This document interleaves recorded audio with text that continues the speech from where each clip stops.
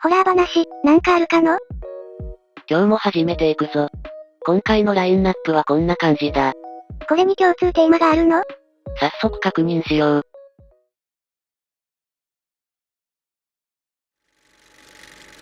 これは私が中学3年生の夏休みに起きた出来事です。女子校で演劇部に入っていた私は、同級生や後輩たちと校内での合宿に参加していました。4階建ての校舎の4階にある3教室に畳を敷き、そこを寝泊まりに使うのが私の学校の恒例行事でした。合宿の期間は部によって違いますが、私たちは最長である1週間をとっていました。私たちが合宿に入ったのは夏休み初日だったので、まだ他の部はいません。顧問の先生に聞くと、今年は他の部が合宿に入るのは遅いそうで、丸々1週間は自分たち演劇部だけという状況に、私たちはとても喜びました。他の部と一緒なら食堂の調理室も分け合って使わなければならないし、冷蔵庫のスペースも少なくなってしまいます。そういう煩わしさがないのは、とてもラッキーだと思いました。私たちが1週間寝泊まる教室は、階段を上がったところにあるトイレの隣でした。トイレの隣と聞けば嫌がる人もいるでしょうが、意外と人気があるのです。夜中にトイレがしたくなってもすぐに行けるからです。一番良い教室を取り、快適に合宿がスタートしました。そして快適なまま終わるはずでした。みんなそう思っていたのです。4日目までは、演劇部といっても、体育系並みに、ハードな運動をしなければなりません。舞台の上では1、2時間動きっぱなしなので、それに耐えるスタミナと筋力をつけなければならないからです。連日の長距離走と腹筋、背筋、ストレッチ。夕食も喉を通らないくらいバテバテになって、夜は死んだように眠り、また朝を迎える。ひたすらその繰り返しです。しかし人間とはすごいもので、3日も経つと慣れが出てきます。4日目には寝る前に会話を楽しむ余裕もありました。後輩たちは疲れですぐに寝入ってしまいましたが、3年生たちはしばらく会話を楽しんでから、じゃあ、寝ようか。ということになりました。その前に、友達の一人がトイレへ行くというので、私も行くことにしました。トイレは隣なのですぐに行けます。中へ入ると手洗い場があって、その奥にトイレが両側に5つずつ並んでいる作りです。私と友達は隣同士の個室へ入ります。私は癖で、トイレをする際に水を流しながらします。すると隣の個室に入っている友達が何か話しかけてきました。何？水が流れる音で聞き取れないため、尋ねます。それでも友人はずっと話し続けています。何？聞こえないよ。何度そう聞き返しても構わず話し続ける友人。仕方ないから後で聞こう。そう思って個室から出ます。手洗い場で手を洗っていても、まだトイレの方では友達が一人話しています。そのうち友人がトイレから出てきたので、笑いながら、何一人で話してたの？と聞くと、友達はムッとした顔をして、話しかけてきたのはあんたでしょ。ずっと話してて何言ってるかわからなかったよ。と言ってきます。その時気づきました。私たち二人しかトイレへ行っていないし、その二人が出たはずなのに、奥の個室からまだ話し声が聞こえているのです。話している内容はわかりません。聞き耳を立てていると、複数の女の子が、楽しそうに笑いながら会話をしている感じです。私と友達は無言のまま顔を見合わせて、しばらく身動きもできませんでした。次の瞬間、ガタン。と、机が倒れたような大きな音がして、ビクッと飛び上がりました。そして今度はバタバタと、階段を駆け上がってくるような足音が聞こえます。私と友達は慌てて隣のみんながいる教室へ駆け戻り、ドアを閉めました。教室に戻ると全員いるので、誰かのいたずらでないことはすぐにわかりました。どうしたの？不思議そうに聞く他の友達のそばに近づいて、さっきの出来事を話そうと思ったら、廊下をバタバタと足音が通り過ぎていきます。それで事情を察したのか、みんな無言のまま寝床に入って、何も言わないままそれぞれ眠ることにしました。その時、本当の恐怖を味わうと、声も出なくなるんだと思いました。翌日の朝、みんなで話し合いになりました。あれは気のせいだったのか、心霊現象だったのか、顧問の先生に相談しても、寝ぼけてたんでしょ。で済まされるだけです。その後、夜中の足音は最終日の夜まで、ずっと続くことになりました。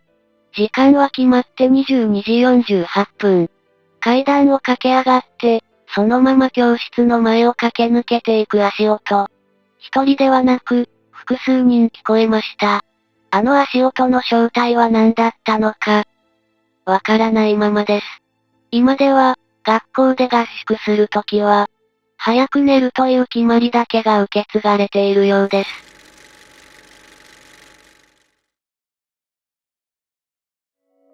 誰もいないはずのトイレの奥の個室から、女の子の声が聞こえてくる。しかも一人だけじゃないなんて。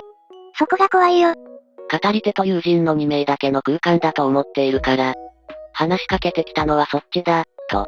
お互いが主張し合っていたのも仕方ないな。自分だけだったら、って考えたら、考えるのはやめておこうかな。部屋に逃げ帰った語り手たちと共に、他の友人たちも一緒にあの足音を聞いた。トイレの中だけで終わらなかったということだ。寒気がしてくるよ。時間が毎晩決まっているのも不気味だね。何か事件か事故が起きた時刻ってことなのかな。その可能性は高いな。階が完全にシステム化されている。どうしたの？トイレの話し声と、足音の主は同じなのかって。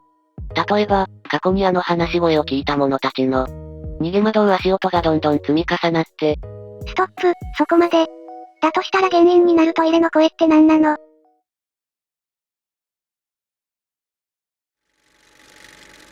今でも鮮明に覚えている、人生で唯一、霊の存在、を確信した夜のこと。当時小学生低学年だった僕は、年に一度、お母さんの出身国で、お母さんの両親がいる中国に帰っていた。その年も、夏休みにおばあちゃんの家に泊まっていた。寝室の間取りは、とても広く、僕が体を起こすと目の前にドアが見えるようになっていた。夜、就寝の時間になり、いつも通り目の前のドアを閉めて寝た。しかし、いつもは目を覚ますはずのない。深夜1時に目を覚ました。隣でおじいちゃんが寝ているのと、真正面のドアが完全に開いていて、リビングが見えていることに気づいた。いつからだろう。開いたドアの向こう。暗いリビングに光すら通さないような、真っ黒で痩せている人型の黒い影が見えた。無音だった。その黒い影はリビングで、3分5分おきくらいに。横移動は全くなく、ただ前後に行ったり来たりしていた。まるでプログラムされた人型の機械のように。僕はとっさに、お母さん、って内心思った。でもそう思うにはあまりに不自然な動きだったため、絶対にお母さんじゃない。って悟った。目はつぶれなかった。おじいちゃんを起こそうとも考えたけど、動いた途端、急に襲ってくるかもしれないって思うと、怖くてとても動けなかった。ゆっくりと、近づいてきたり、離れていったり、とにかく、視界から消えることはなかった。時間が進むにつれ、もう一つ以上に気づく。いつから、内心その言葉と共に何かがいる気がして、ドアの方に目を向けた。自分から見て、ドア枠のすぐ外側に、真っ黒の少し太っている影が横向きで、体を半分覗かせた状態で立っていた。おじいちゃんを本気で起こそうとしたけど、やはりできなかった。そして、僕は、恐怖と面白さで、長時間葛藤することになる。今から、本当に意味がわからないことを言います。おそらくこれを読んでいる人は理解できないと思いますが、頑張って理解してください。その影は、ドアを遮るようにして、倒れ始めはゆっくり。徐々に速度が速く、物理学の倒立振り子運動なって、思いっきり倒れて、くるんです。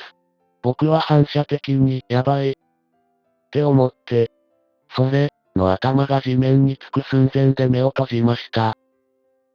そして恐る恐る目を開けると、時が戻ったかのように、太った影がまたあのドア枠のすぐ外側に戻ってたんです。そんなの、ありえない。そして全く同じように倒れて、くる。今度は、それ、の頭が地面につく寸前で瞬きをしました。戻ってるんです。あの位置に。その時僕はなぜか、それ、を、完全に倒れさせてはいけないって感じました。それで必死に、それ、を瞬きで定位置に戻しまくって、精神を安定させていました。これ以降、約1時間は同じループを繰り返し、僕もおかしくなっているのか、途中から面白みが出てきていた。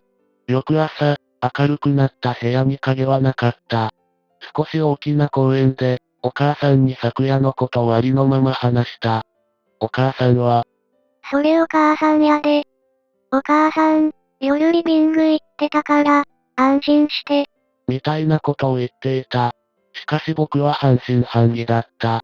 納得いかなくて、二つの影の体型を言ってみた。そしたら、お母さんの顔が少し引きつり、なんであんた、その人を、知ってるの？って言われた。それ以降、お母さんは、口数が減り、僕も何もあのことについて何も聞かなくなった。15年経った今、恐怖はもうない。でもこの話を誰かに話すときはどうしても鳥肌が立ってしまう。あと、お母さんのあの声だけは、今も僕の中に現実、として刻まれている。皆さん、寝るときはドアを閉めて寝ることをお勧めします。もし何かが見えてしまったら、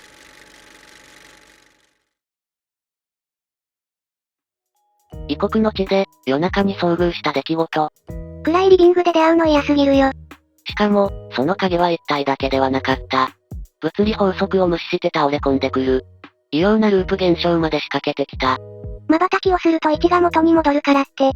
ゲームみたいに繰り返すなんて辛すぎるよ。語り手は直感的に察していたな。それが成功法かどうかはともかくとして、今お話を投稿できてるってことは、その場では最適だったんだと思うよ。もし一度でも地面に頭がついてたら、どうなっていたんだろうな。お母さんが何か知ってそうなのも、気になるポイントだよね。その家に救う人が倒した何か、の正体か。後で海外のデータを調べてみるかな。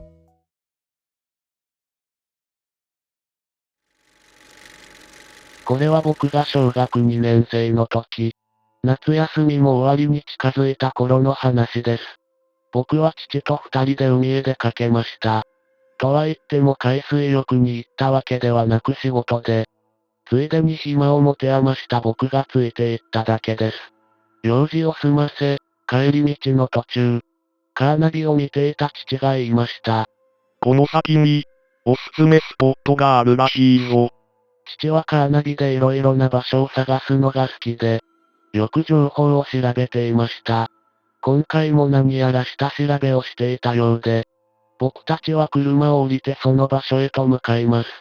到着すると、そこは山あいの小高い丘になっていて、展望台のような場所にベンチがいくつかありました。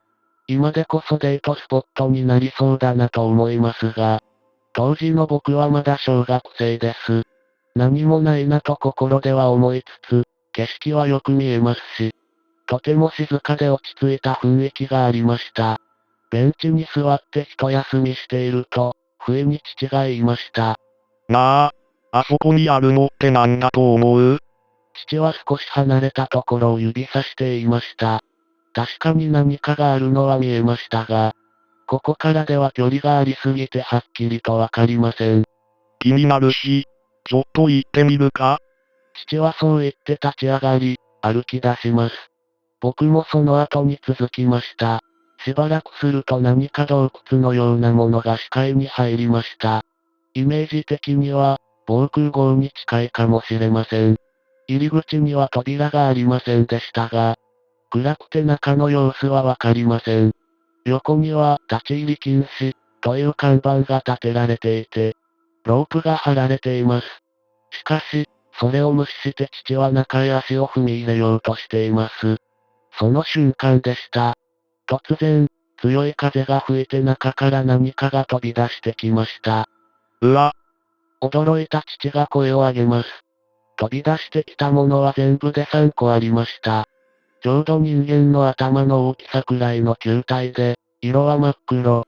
表面はつるっとした感じです。それらはすべて同じ方向に、綺麗に並んで転がっていきます。なんだあれ。父がつぶやきます。追いかけてみる？僕がそう聞くと、父は、いや、何か嫌な予感がするから帰ろう。と言ったので、帰ることにしました。ところが帰り道に、その黒い塊が3個、転がっていたのです。僕たちは息を殺して立ち止まり、僕は思わず父の服を掴みました。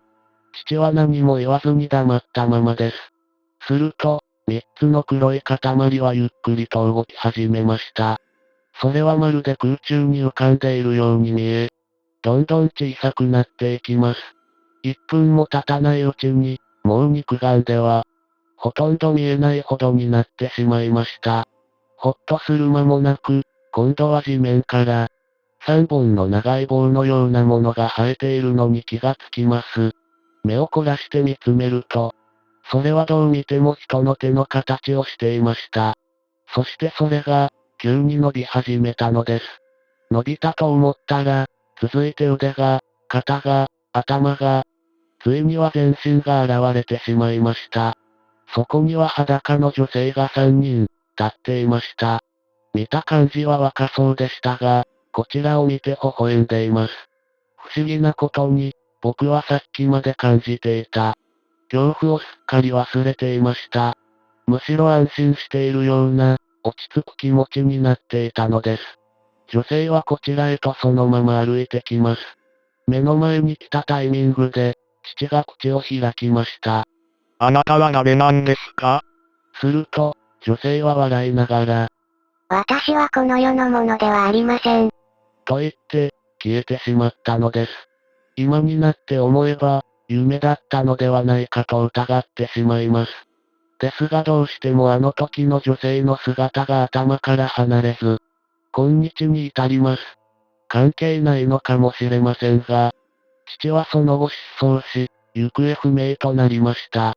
僕はうる覚えの記憶からあの場所を探そうとしているのですが、どうしても見つけることができず、たどり着けません。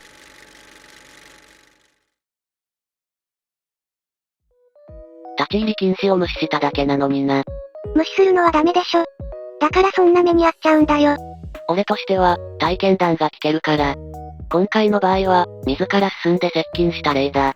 しっかりと代償があった。お父さんが行方不明になっちゃったね。結末としてはそうだな。俺が気になってたのは、語り手がその医療を前にして安心感を覚えていた点だ。そうだね。明らかにおかしい存在なのにね。精神的に操られてたのかな。あの時の姿が今も思い出せるのは危ない。語り手には十分気をつけてほしいな。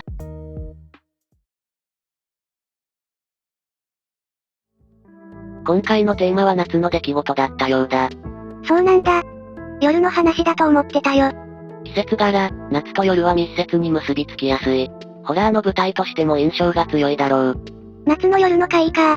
すごく自然に忍び寄ってくるから、余計に怖いのかな。警戒心を麻痺させた上で一瞬で引きずり落とすのが、夏の闇の恐ろしさだな。部屋のドア、きちんと閉めてくれよ。帰ったらちゃんと確認するよ。それじゃ、今回の活動はここまで。気をつけて帰ってねー。